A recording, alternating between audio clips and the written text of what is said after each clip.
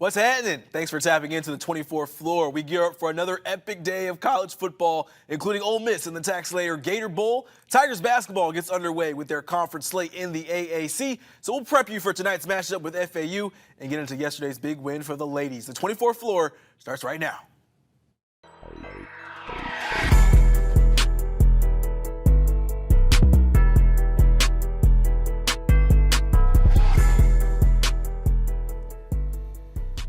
Yes, sir. Yes, sir. College football is still going strong. Midway through January. We feel good. Or not midway. I guess the new year just started. But do you have a favorite? You tired of football yet? No, not at all. It makes me sad. I mean, you factor in NFL going into its final week this week. It's very sad. I did win my fantasy league. So congratulations. We're talking to a champion. I didn't realize. Had to fit that in. Yeah. That was what I said I was going to do in my league. I said I was going to talk about it on this show just for a second. Yeah. Just to rub it in a little bit more because the person that lost to me, let's just say he's not taking it well. He's not taking it well? Our friendship took a little bit of a hit. Oh, no. But I am thoroughly enjoying football still. Two-time champ now, yeah? Two-time back-to-back champ. Back-to-back. Hadn't won it in 8 years and then won back-to-back. It's crazy. All right, well, we could be crowning a champion tonight. Yes, we could. With the tax-layer Gator Bowl. Let's jump into our big idea for the day. Final game of the season for the Ole Miss Rebels. Lane Kiffin and company, 9-3, will go for 10 wins against the Duke Blue Devils in the tax-layer Gator Bowl. In an age of opt-outs, the Rebels will be at relatively full strength as quarterback Jackson Dart and other seniors say they are playing in what will be the curtain call of the season. He said he was definitely playing and wanted to play his last game with these guys, and he encouraged some of his other guys that are kind of in that in-between position of playing or opting out for the draft, and seems like the majority of those guys are all headed towards, all those guys are headed towards playing in this game. There's no doubt in my mind that I had coming in that I was going to play in it, and I'm going to play to it in my full extent. I'm just being able to play with my teammates and, go chase 10 wins and, just have a lot of fun doing it. It's been an honor wearing this jersey, so there's, a lot of pride in it.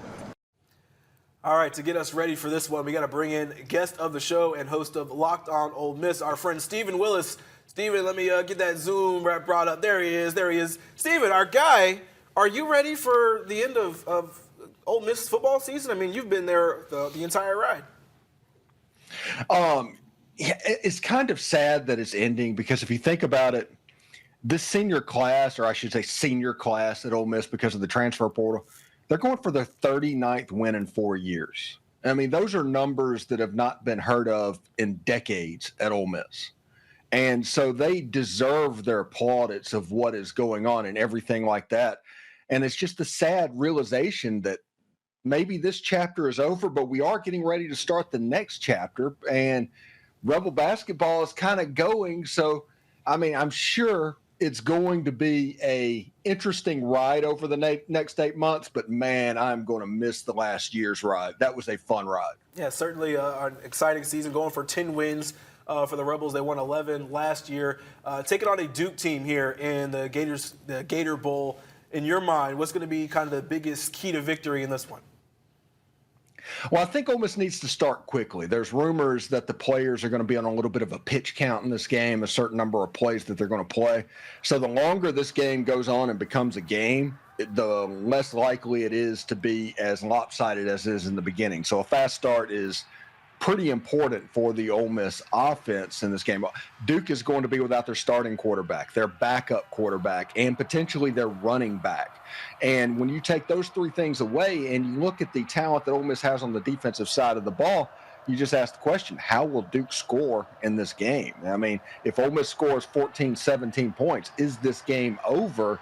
Because you're relying on a Henry Beelan IV, which is the most Duke name of a quarterback I have ever heard, quarterbacking in this game. And you have to like Trey Amos and those guys lining up on the other side of the ball. So the key in this game is probably going to be a fast start because at the beginning of the game, you're going to have more bullets in the gun, obviously, than the second half of the game if the pitch count rumors are true.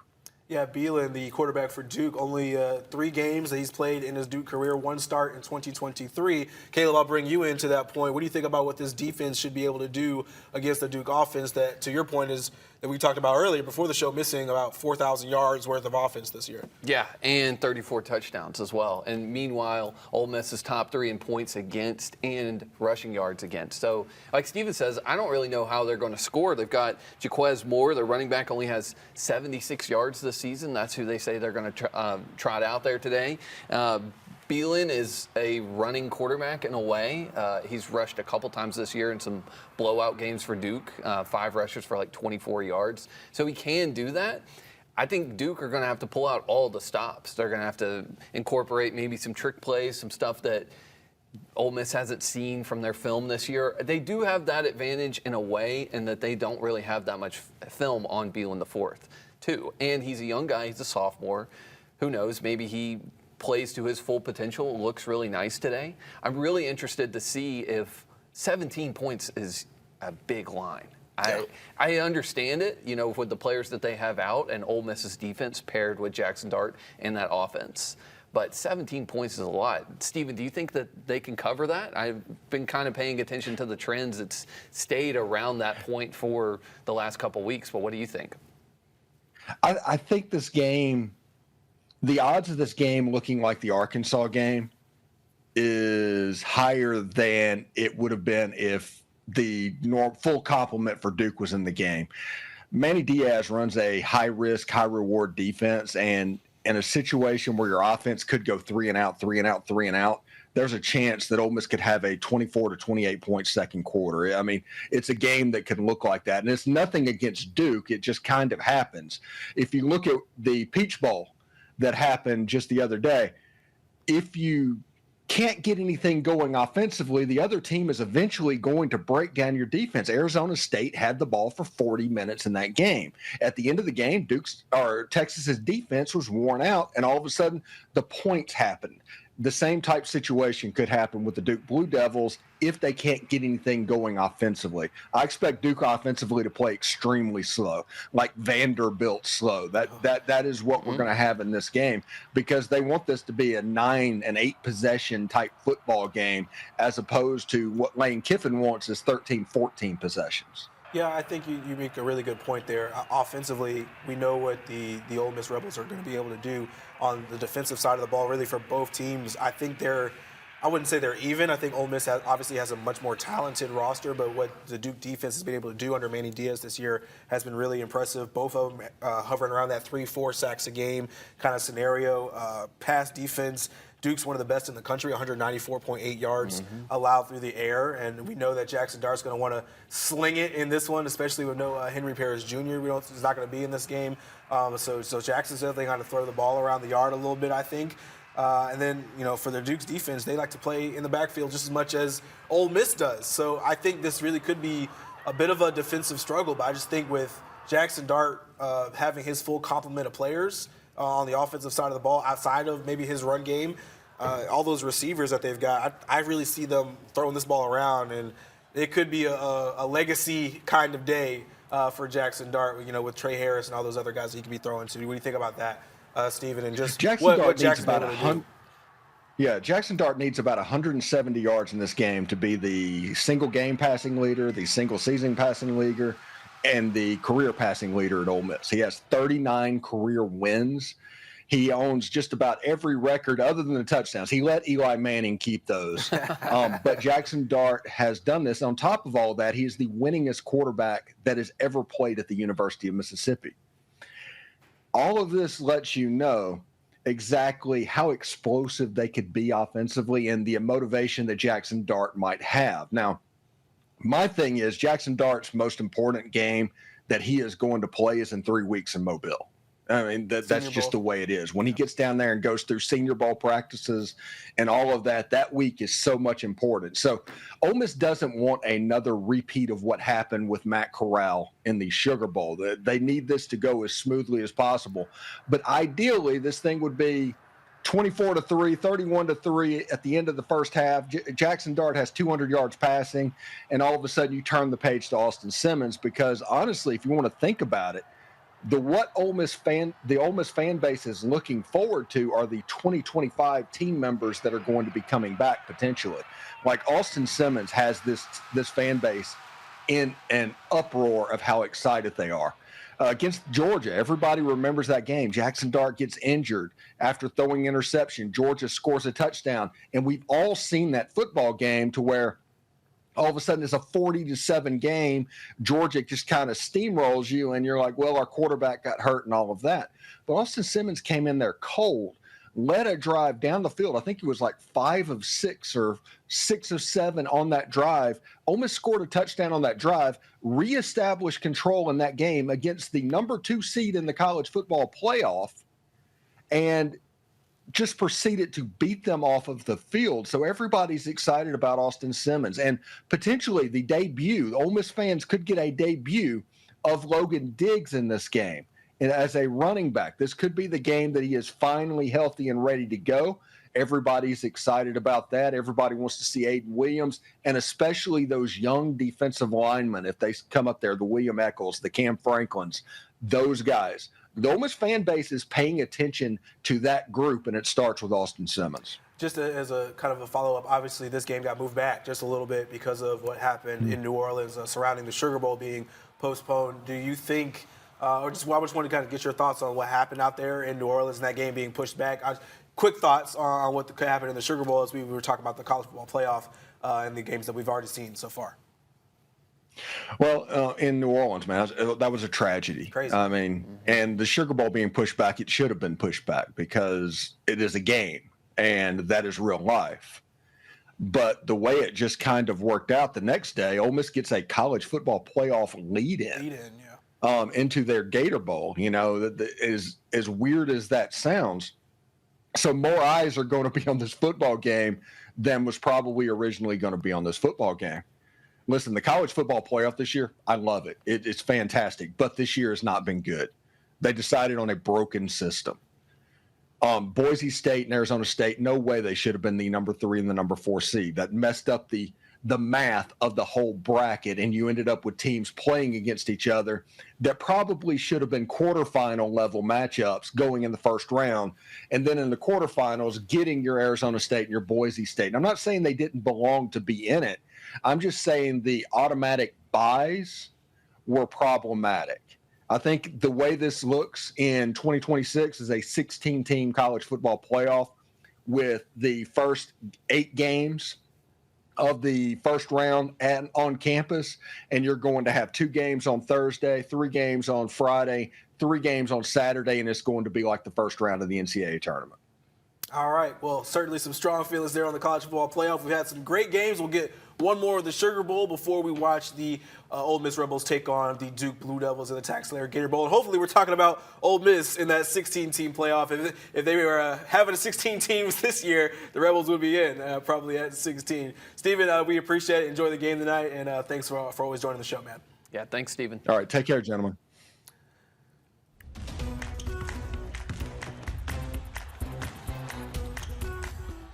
Well, the Rebels football season is winding down tonight, but the Tigers basketball season is just getting started. Memphis starts conference play tonight in Boca Raton against FAU. The Tigers are starting to develop a little bit of a rivalry against Owls over the past 2 seasons. FAU knocked Memphis out of the first round of the NCAA tournament in 2023, and last season the Tigers split the season series with the Owls. And first-year head coach John Jacobs and FAU have been struggling this season and are only 1 game over 500. Meanwhile, the Tigers interconference play 10-3. Every game is going to be tough because, again, we're going to be the hunted, right? And we've shown when we're the hunted that we'll not play as hard as we need to because we think we're just going to win the game. Well, that mindset has to change. They're not going to give us anything. We have to take everything, every game, 1 by 1 in conference. You know, we're picked number 2. UAB is the favorite. So, you know, we just have to continue to have that same edge that we had today and never lose it. Yes, the target. And the target will be on their heads tonight. It's going to be a T-shirt game for the Owls in their high school, their official stadium. Not the subtle shade. Did I say high school? Oh, well, you know. It's a nice. Everybody it's a nice can't play in little FedEx arena. Forum, Caleb. True. Everybody can't play in FedEx Forum. That's man. true. That's true. Well, yeah, not everybody can draw 15,000 to a game either. But I'll stay away from that. FAU's got a great home court advantage. You know, the acoustics in that arena are great. It's going to be a really tough test for Memphis in this first game of conference play. It's going to be one of those where Tigers fans are really trying to gauge how serious this team is going to take these types of games. I don't think it's going to be an issue for game one, even though Nick Jourdain's the only guy who may dislike FAU based off of all the talking going around last year with the fans and the team, the animosity between the teams in those two games last year. Nobody was on that team that got knocked out against FAU in the NCAA tournament. Right. But at the same time, Penny does not like this team. I would think this team is. Nor should he. No, nor should he. I mean, last year at the end of the season, the Tigers lose their final regular season game of the season against FAU. If they win that game, it gives them a much better chance of maybe slightly making it into the NCAA tournament. And so at the same time, that loss hurt. They were able to pick up a 4-point win over FAU at FedEx Forum in front of like 16,000 fans, which was a great point in the season last year. This year, it's completely different. FAU don't have a lot of their players from last season. They've got a whole new coach. They've got Baylor's assistant coach coming in. He's a guy that really likes to play fast-paced offense. They shoot a lot of threes. They pass the ball around a lot. They average 17 assists a game. Meanwhile, Memphis averaged like 13 assists per game. That's a big difference, even though it's just 4. 17 assists per game is top 25 in college basketball. It's something to look out for. Memphis have only played a couple teams that like to move the ball like FAU do. So, yeah, it'll be a fun game. Yeah, to your earlier point about just getting up for these games, we talked to Penny Hardaway last week, and he was saying that after that Mississippi State loss, he had to go back into old school coaching mode. Yep. Where they're just running up and down the floor doing suicides and 17s and crazy box out drills that are really tough and all those kinds of stuff, and it really opened the eyes of the players, and they said they had never seen a Penny like that when we talked to Colby and Musa Cisse after the Ole Miss game. I'm interested how much of old school Penny sticks around through these conference games, because we know what happened last year. Obviously, he knows what happened last year, and I think the only person who was on that team, or I know the only person who was on that team from last season that was on scholarship is Nicholas Jourdain. So he can kind of talk about what it's like to go through a conference slate. I can see why it would be tough to get up for every one of these games. Mm-hmm. But if you're PJ Haggerty, who was playing for Tulsa last year, you should be able to get up for Tulsa and it'd be no problem. You should be able to get up for an FAU right, and it'd be no issue. Nicholas Jourdain obviously played for Temple before he came to Memphis.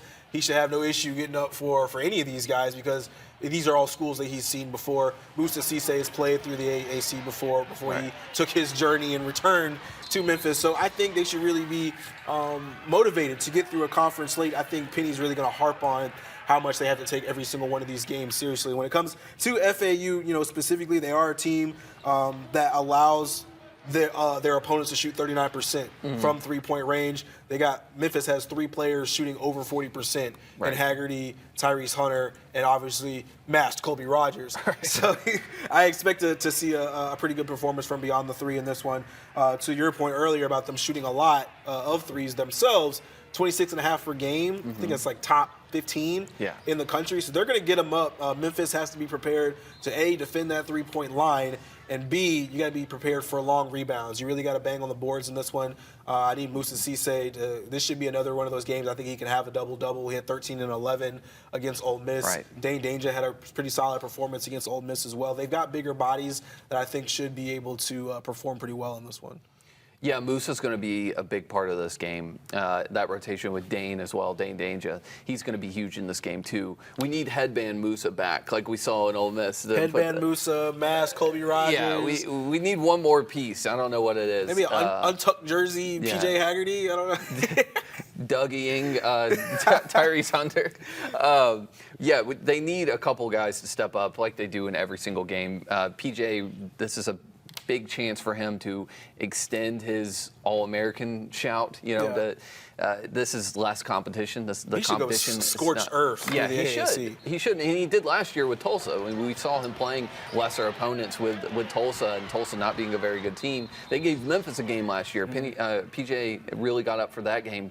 So they need consistency, and it starts tonight. Yeah, I don't think they'll run through this game, through FAU. FAU does have 6 losses this year. 4 of them have been by 6 points or less. So they've been tight matchups, kind of, you know, one ball bounces a different way 1 or 2 times. Like, that's kind of the difference in the ball game. I think that's kind of what they've seen. To Penny's point, it should be a T-shirt game, which pretty much every team will be moving throughout the rest of the season. I think that is kind of difficult to deal with emotionally if you're a team like Memphis, that you are the hunted in the conference. But I think it'll be interesting. Another point about FAU, their top 2 scorers, Caleb Glenn, Trey Carroll, top 2 scorers at 13 and 11 points per game. They both come off the bench, which I think is really interesting. So you got to be aware of those guys when that second unit, so to say, comes in. So we'll see what Memphis is able to do. They take on FAU tonight at 6 o'clock out there in Florida Atlantic again. Boca Raton. Yeah, we'll see what's going on. Coming up, a big win for the Tigers women's team over Wichita State. We get into some very good performances, maybe the best of the season, and we get the first all-star returns for voting in the NBA, where where Sean Morant and Jaren Jackson Jr. landed after the break. The weather affects us every day, but some days are more impactful than others. In Memphis, we get it all. From heat waves, severe storms, snow, and ice. As a meteorologist, it's my job to keep you safe on those impactful days. Don't get caught off guard and know what to expect with ABC 24 Weather Impact Days. The 24 Plus app.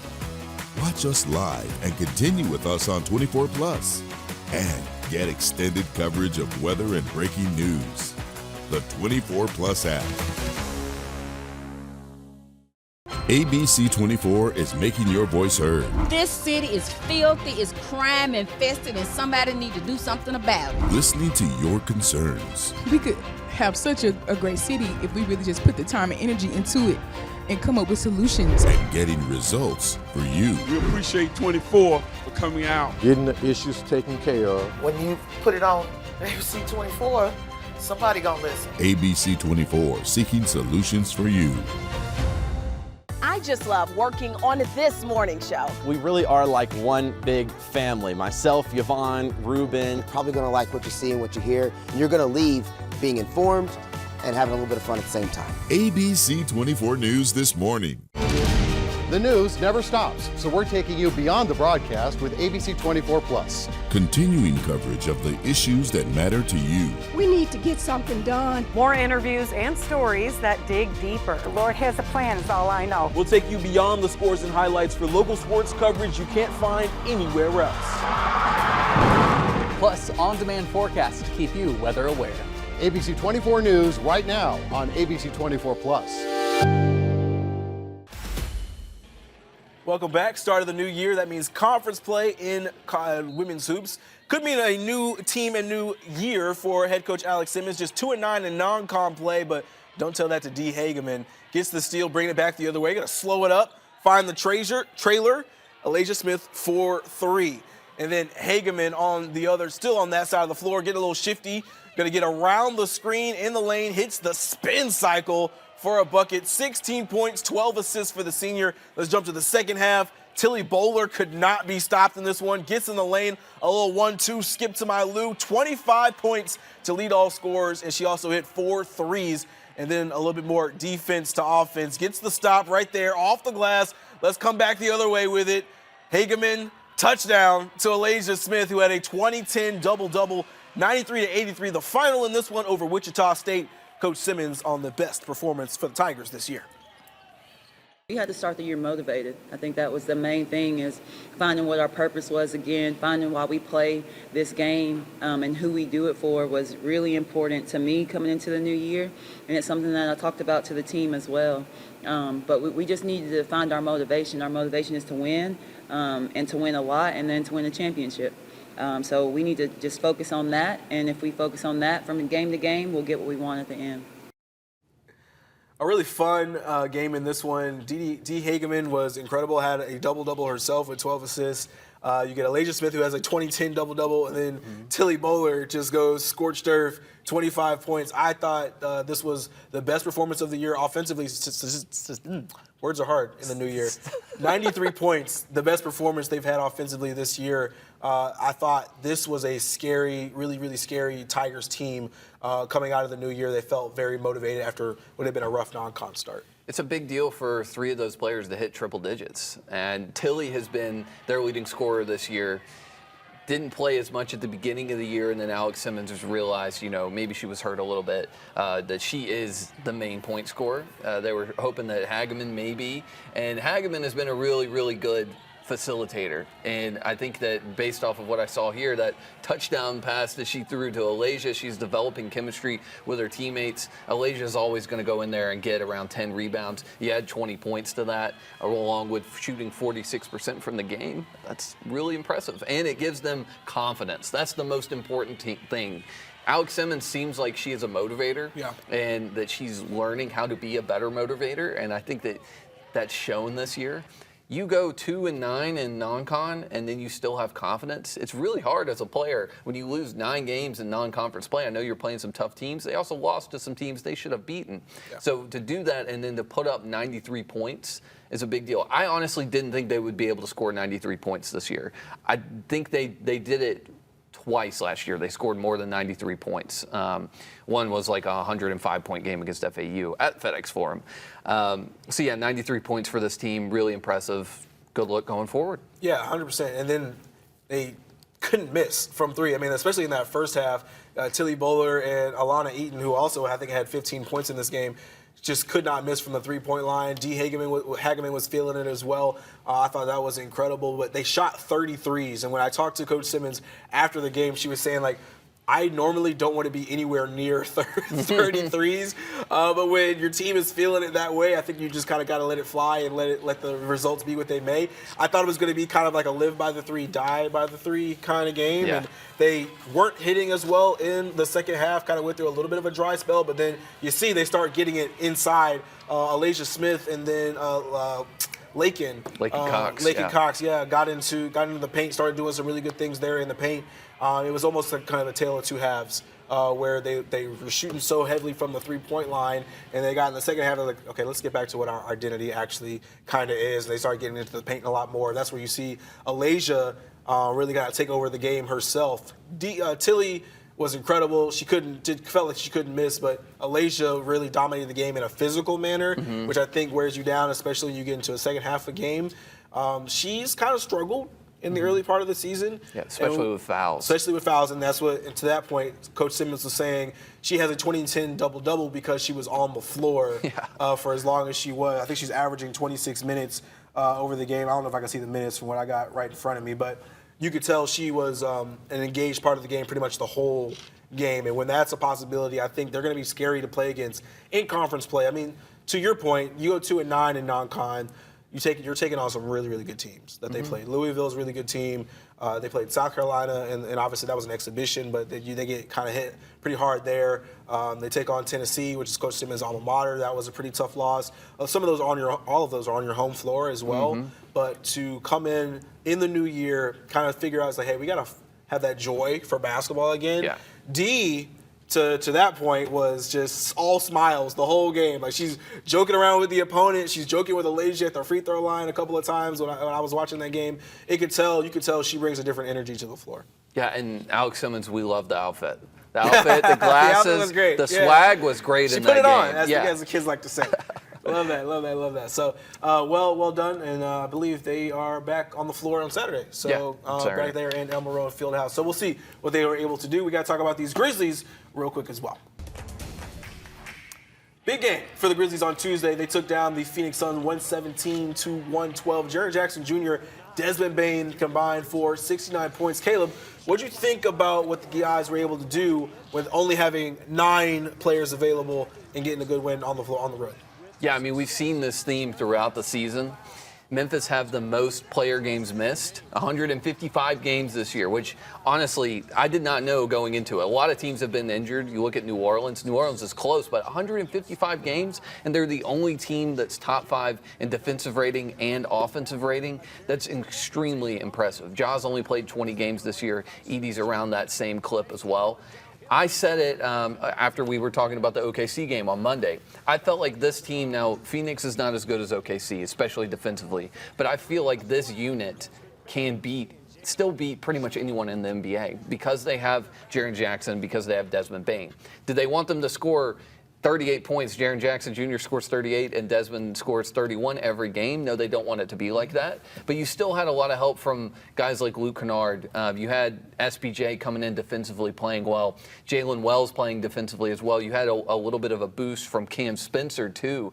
These guys just play as one unit always, and I think that's a credit to the coaching staff as well. It's also a credit to Jaren Jackson Jr. and Desmond Bane's ability to lead. I think they've grown as leaders a lot last year, where they had to be for a lot of those young guys who have never stepped into an NBA locker room before. They're there for 10 days and they're out. And whenever we talked to them, they talked about the impact that guys like Jaren and Bane had on them, in their career moving forward. I think you can see that with someone like Jalen Wells, someone like Scottie Pippen Jr. It's one thing to play in the NBA and to get there, and it's another thing to know that I should be here.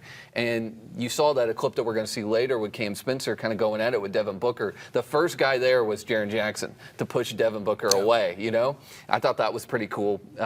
Great win. A lot of people were saying this is a terrible loss for Phoenix, but I don't think it's that bad. I mean, they couldn't guard Jaren Jackson Jr., bottom line, and Bane was shooting at will and was making a lot of shots. So I think this game is like a really strong dichotomy from what we saw in the OKC game, where OKC, pretty much the same amount of players available for the Grizzlies. OKC is such a strong defensive team that you got into that second quarter and just got lopsided really fast. And what we said on Monday was, we were kind of disappointed in the performance that we got from Jaren Jackson Jr. He got locked up.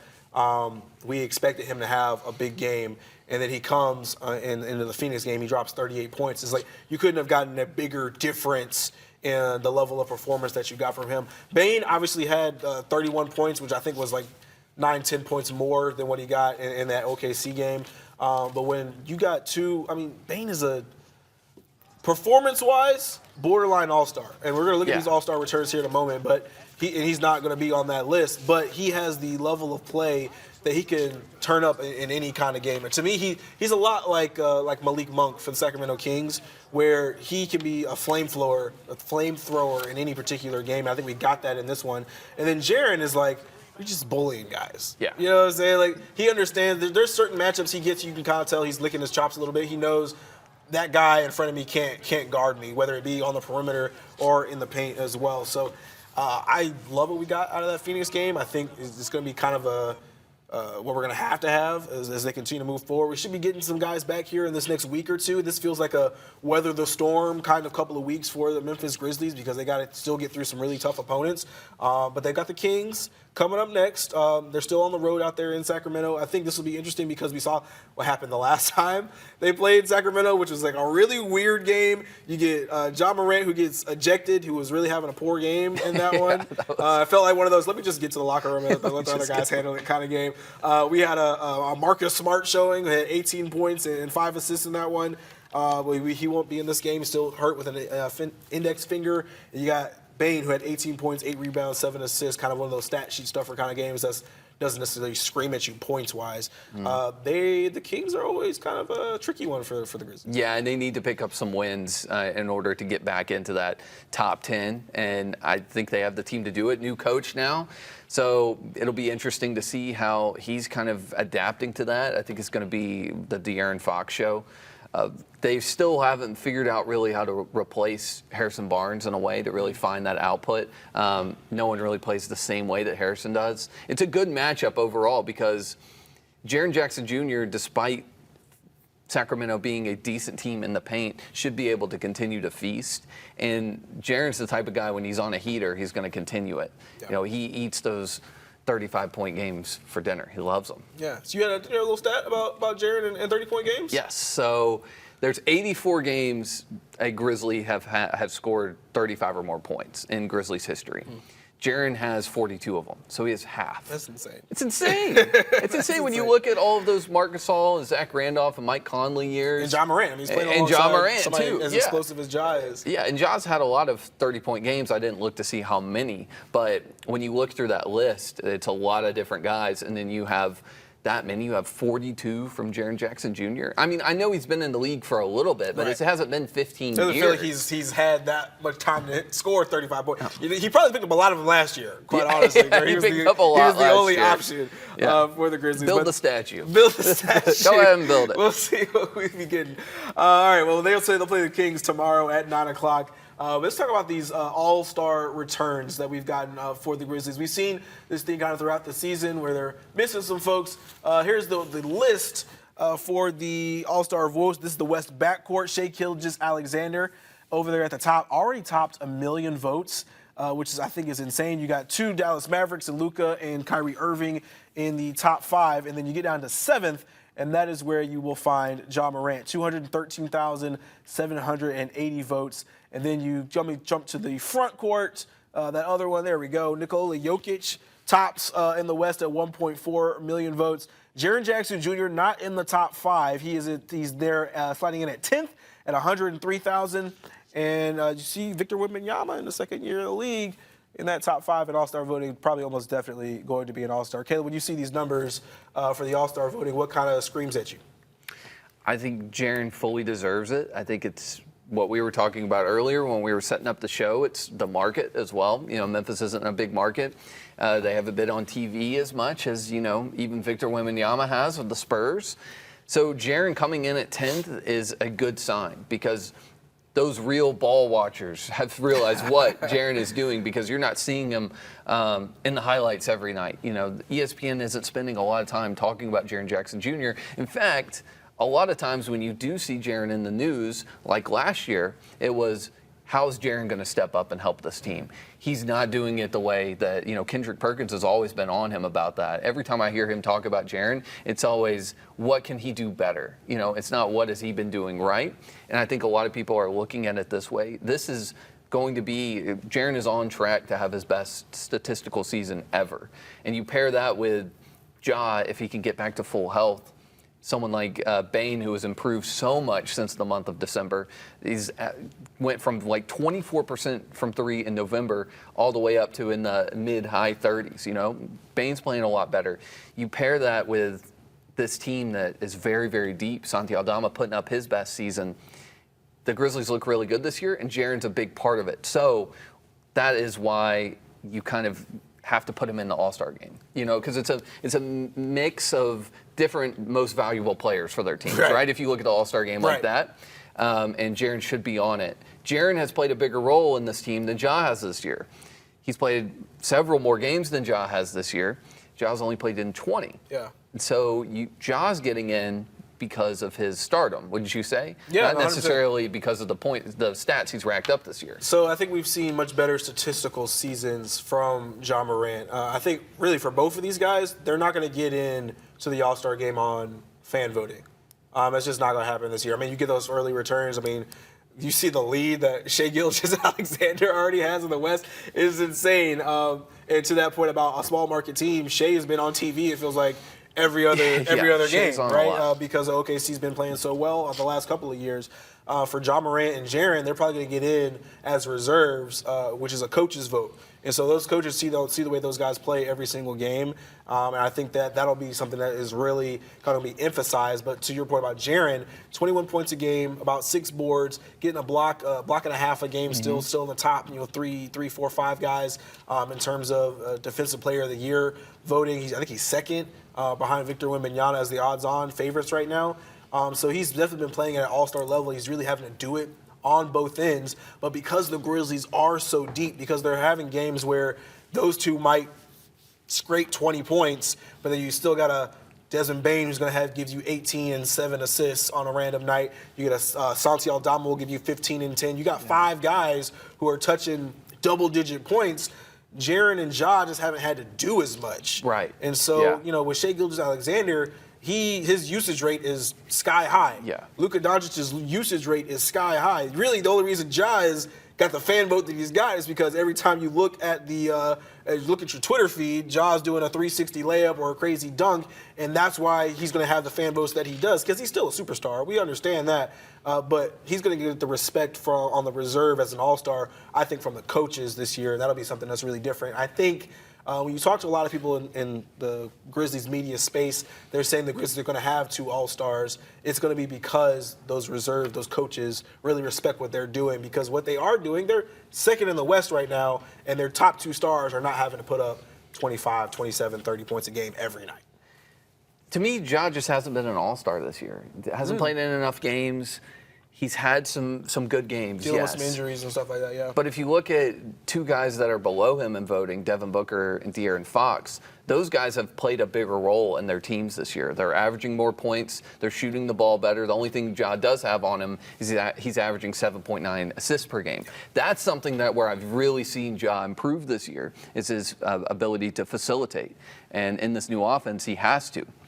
But at the same time, Ja hasn't been the difference maker in a lot of these games, and it hasn't been his fault. He's been hurt. Now, some of his injuries this season has been because of the way he plays. This past one with the AC joint sprain, not really. That was kind of, a freak incident, right? But so it's not necessarily his fault, but it's kind of hard to criticize him when he's been injured. But I know that there's no limitation. Kobe made an all-star game. He played 6 games that year. So Ja could go and play 30 games and still make it in. But I think that the reason why he has so many votes is because he's such a fan favorite. I think for people that really watch a lot of basketball, Ja has not been one of the top 5 guards in the league this year. He has the ability to, yes, but for me, De'Aaron Fox and Devin Booker have both had better seasons.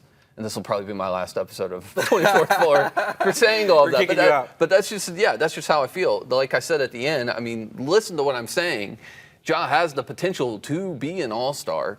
If he continues to improve, because that's what he's done this season, he's steadily improving his game, it seems like, then he should be. But for me, I think that the 2 guys under him at 9th and 10th, Devin Booker and De'Aaron Fox, have had better seasons. I wanted to ask you, what did you think about Anthony Edwards having almost twice as many votes as Ja?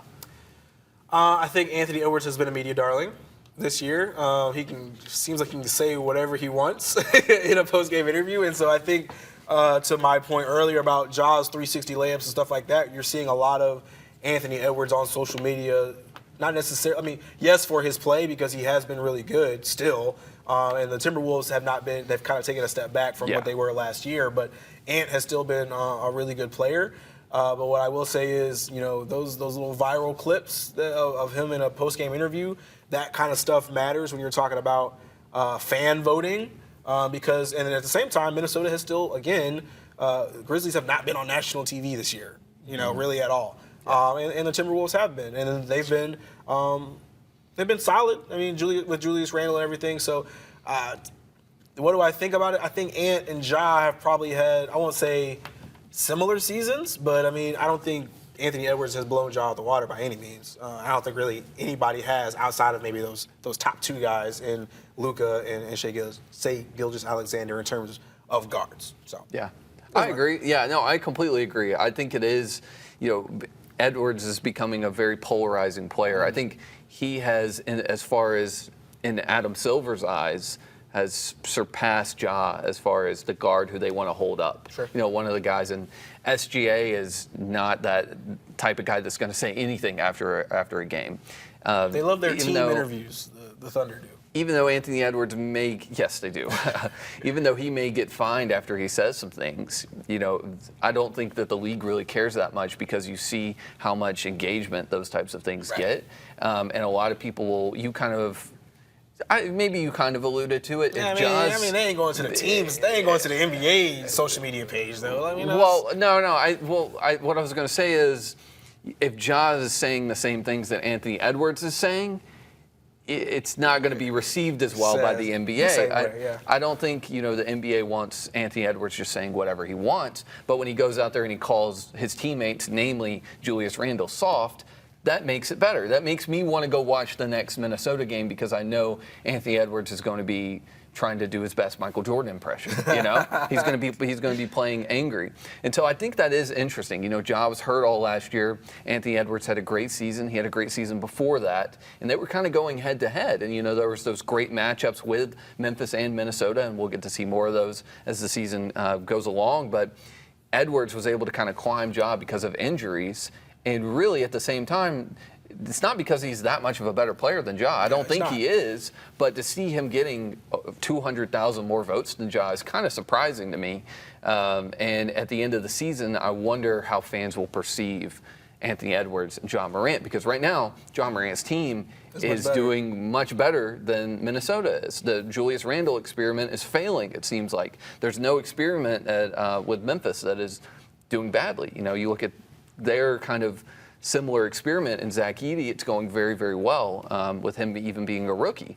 So it'll be interesting to see how fans perceive Ja and Anthony Edwards at the end of the year. All right, so this is just the first round of All-Star voting. We'll see what the second and third rounds kind of look like as we get closer into that February time frame. First, let's go ahead and wrap this show up with the best things that we saw this week.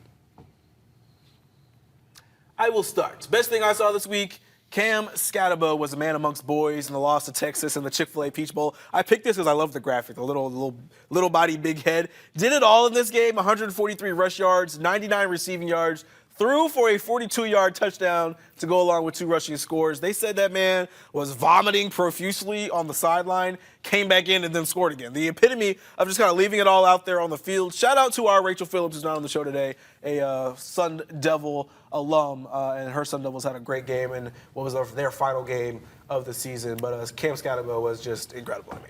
Well, here's a little devilish moment in the Suns-Grizzly game. Devin Booker gets called for an over and back, but he thinks it went off Jalen Wells' foot, so he comes up, he keeps the ball, and goes to argue with the ref, but rookie Cam Spencer is having none of it and tries to take the ball back, pushes Booker away, and a scrum nearly ensues. Cam Spencer wanted all the smoke that night. I love the short sleeves. The short sleeves. It just gives crazy. On the white dude, it just is a different vibe, you know? And Cam Spencer has an interesting build for an NBA player. Yeah. And so for him to do that and then do the, no emotion face afterwards. And like I was talking about earlier, Jaren immediately comes over and starts pushing him away. Right. But to do that to Devin Booker, who clearly you can get in Devin Booker's head, just ask Luka Doncic. Sure. So Cam Spencer's clearly done his research, on who he can kind of tee off on in that game, and it was Devin Booker. There's no reason for Cam Spencer to come up and grab the ball. He saw it, and he was like, you know what, this might do something. The game was close. It was a 6-point game in the fourth quarter, and he comes up and does that. He does get teed up, but so did Booker as well. Yeah, I think it was funny. I think on social media there was somebody quoted like that clip, and it was like the only reason we haven't seen more of this from Cam Spencer is because he's a two-way player and he had his ankle injured. Like, he would be doing this all the time. He's kind of that irritant kind of guy. So funny clip, definitely something that we were all kind of laughing at on social media this week. That's all we're going to have for you on the 24th floor today. We're back on Monday, but in the meantime, in between time, check out segments of this show on the 24 Plus app or on our ABC 24 YouTube page. Have a good one.